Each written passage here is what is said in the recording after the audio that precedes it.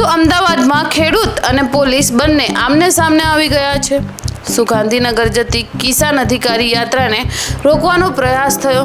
આખરે રસ્તા પર એવું તો શું બન્યું કે સમગ્ર ગુજરાતનું ધ્યાન આ ઘટનાએ ખેંચી લીધું છે? તો આવો જાણીએ આ સમગ્ર ઘટના વિશે. તો વાત એમ છે કે અમદાવાદમાં ખેડૂતો દ્વારા યોજાયેલી કિસાન અધિકારી યાત્રા હાલમાં ચર્ચાનો વિષય બની ગયું છે. ખેડૂતો પોતાની વિવિધ માંગણીઓ સાથે ટ્રેક્ટર રેલી લઈને ગાંધીનગર તરફ આગળ વધી રહ્યા છે, પરંતુ રસ્તામાં એવી સ્થિતિ સર્જાઈ કે ખેડૂત અને પોલીસ વચ્ચે તણાવ જોવા મળ્યો.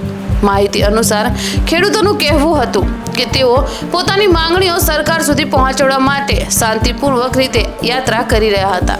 બીજી તરફ પોલીસ દ્વારા સુરક્ષા અને ટ્રાફિક વ્યવસ્થાને ધ્યાનમાં રાખીને કેટલાક સ્થળોએ રેલીને રોકવાનો પ્રયાસ કરવામાં આવ્યો. આ દરમિયાન ઓગણજ વિસ્તાર પાસે મોટી સંખ્યામાં ખેડૂત અને પોલીસ કર્મચારીઓ એકત્ર થયા હતા. સોશિયલ મીડિયા પર વાયરલ થયેલા વિડીયોમાં પણ લોકોની મોટી ભીડ અને પોલીસની હાજરી જોવા મળી રહી છે.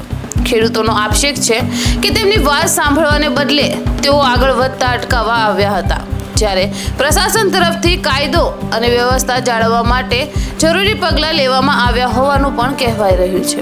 આ સમગ્ર ઘટનાએ ફરી એક વખત ખેડૂતોના પ્રશ્નોને ચર્ચાના કેન્દ્રમાં લાવી દીધા છે. ખેડૂતો લાંબા સમયથી જમીન સુરક્ષા, કૃત્રિમ સંબંધી નીતિઓ અને અન્ય મુદ્દાઓ અંગે પોતાની માંગણીઓ રજૂ કરતા આવ્યા છે. હાલમાં સ્થિતિ નિયંત્રણમાં હોવાનું જણાવવામાં આવી રહ્યું છે, પરંતુ આ ઘટનાએ ખેડૂત અને સરકાર વચ્ચે સંવાદની જરૂરત પર ફરી એકવાર ધ્યાન દોર્યું છે. ખેડૂતો માત્ર પોતાના પરિવાર માટે જ નહીં, પરંતુ આખા દેશ માટે અન્નનું ઉત્પાદન કરે છે.